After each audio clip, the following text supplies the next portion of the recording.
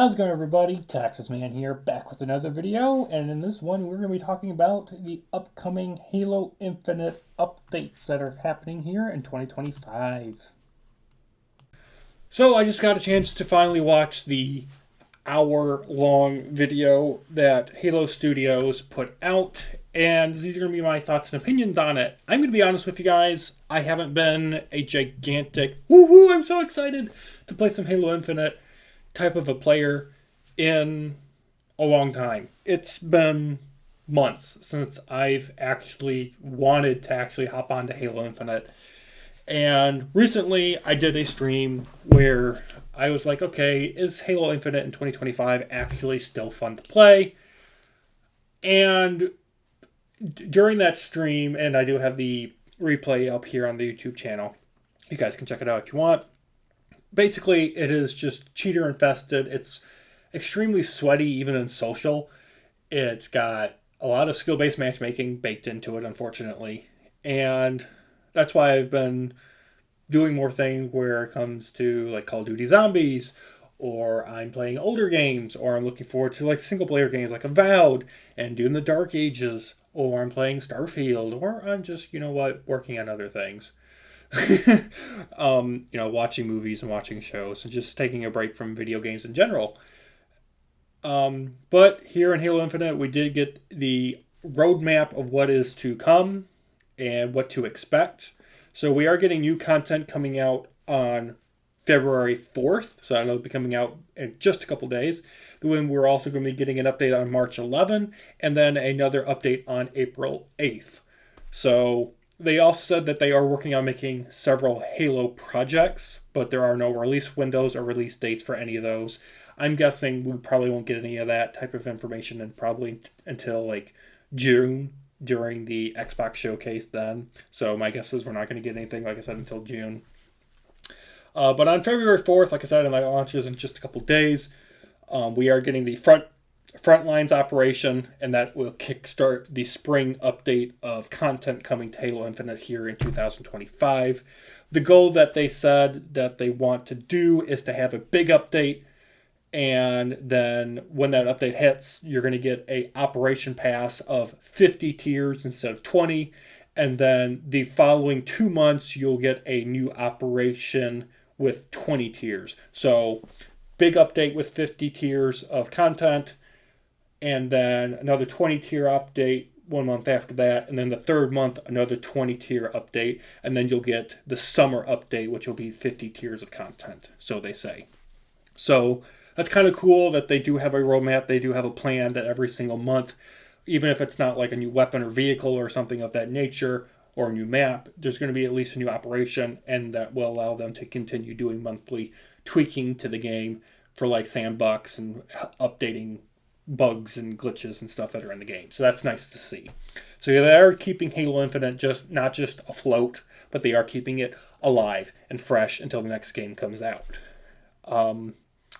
So like I said, the very first big content update is going to have its operation pass go from 20 tiers to 50 tiers, and that will of course include 4 armor sets instead of 1. The other 2 subsequent updates will have 1 armor set.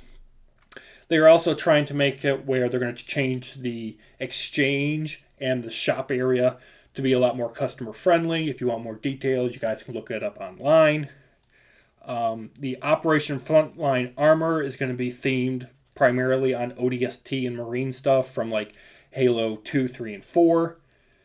And this is where we get to some of the bad stuff, and I think this is probably going to be the most irritating, is they spent like half of the show talking about changes to ranked and to HCS, and I just don't care about any of that stuff. When I'm playing Halo, I'm playing it to have fun. I'm not interested in playing sweaty ranked. I'm not interested in doing tournaments and all that stuff. I'm playing Halo for fun. Now, I'm a good Halo player, don't get me wrong, but I want to have fun. I'm not interested in sweating my palms off for 8 hours when I'm playing Halo. And the second problem I have with this upcoming content is the spring update that's coming out in a couple days. They're making a lot of changes to the sandbox. Now they're like, oh, we want to keep the game fresh and innovative. These changes I don't think are going to help the game at all. I think it's going to make it a lot slower paced than what Halo Infinite has been ever since launch. So some things that they're doing is they're making frag grenades more bouncy, and they're also going to make it where you can't just go blah blah blah blah. So they're trying to somehow change grenade spam by making it where you can't just throw grenades like crazy. It's going to take you a longer time to throw them, which I don't understand. They're making the heat wave have a slower rate of fire, and it's going to have the accuracy and the range basically of a shotgun. So they're basically making the heat wave more of a Promethean shotgun, which I'm just like, okay, why don't you just put the scatter shot into the game? In my opinion, I don't understand that. They're making the Bulldog shotgun. The UNSC Bulldog in this game have a slower rate of fire, so that thing's basically getting nerfed into oblivion again, because honestly the Bulldog is dog water. It always has been since the game launched, in my opinion. The Stalker Rifle, again, getting a slower rate of fire. Garbage weapon, always has been.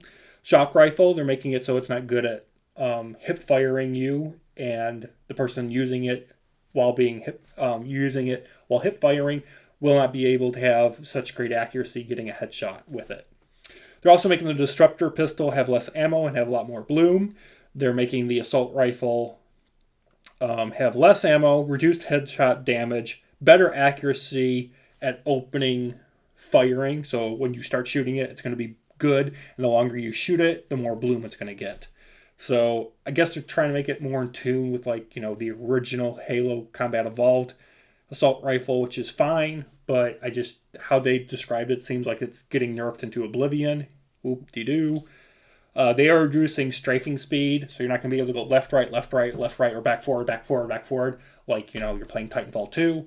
So a little slower paced. To me, that's a good change, because people constantly just using the DMR and going poop and hiding and poop and hiding and, coming out of cover and shooting and going back into cover and then shooting, and then that whole thing is just annoying. In just a couple days on February 4th, they are adding in Assault. So we are getting Neutral Bomb and One Bomb modes added in, finally. So that's nice to see. And we are getting a new map called Origin, and it's a reimagining of Coliseum from Halo 5. I always liked that map. That map was always fun for me to play on in Halo 5. It's one of the good things about Halo 5 was the maps, at least. So we are getting that, and that's being put into ranked along with other social modes. So no new vehicle, no Pelican or anything. So if you're hoping for that, it's not happening. At least not yet. It might happen in the summer. It might happen in the fall update. Who knows? But overall, I'm just like, the two things that are going to be happening on February 4th that I'm only excited for is we're getting one new mode and we're getting one new map. I don't care about all the changes to the exchange. I don't care about the shop. I don't care about all the armor sets. I don't care about the operation pass. I have a favorite 3 armor sets that I like using, and I'm good. When it comes to Halo Infinite, I mean, this game's been out for now 4 years. This game's been around for 4 years now. The only thing I really care about is map and modes. And everything else that they talked about for almost an hour, I'm just like, I don't care. I just don't care. It feels like they're trying to keep this game alive as long as possible until the next game comes out. And if we're going to be getting one new map and one new mode every 3 months, I'm not going to be playing Halo Infinite still as much as I used to. So I'm going to be playing like Halo MCC more, and like I said, Starfield, Call of Duty, Battlefield. I'm waiting for Delta Force to finally come out on the console so I can play that at least and try it. So I'm not super excited. Yeah, they are adding in also the fuel rod cannon. Finally. But to me, it's not really the fuel rod cannon. All they're doing is they're just remodeling the rocket launcher, the Spanker rocket launcher, and making it look Covenant themed and making it have the fuel rod cannon reticle. It's going to shoot green rockets, and it's going to have, 6 rounds in its magazine instead of 2. and you can just, lob them. So it's going to function like a fuel rod cannon, but it's not really a fuel rod cannon because I said when the fuel rod cannon's on the map, the rocket launchers won't be on the map. So it's basically a catch-22 where it's replacing the rocket launchers with a fuel rod cannon instead. And I'm just like, so it's really not a new weapon. It's just a new weapon model that you don't have to pay for in a battle pass. So to me, it's really not a new weapon, and I don't like that. Yeah, so whatever. Overall, I'm kind of disappointed, and at the same time, I'm not shocked.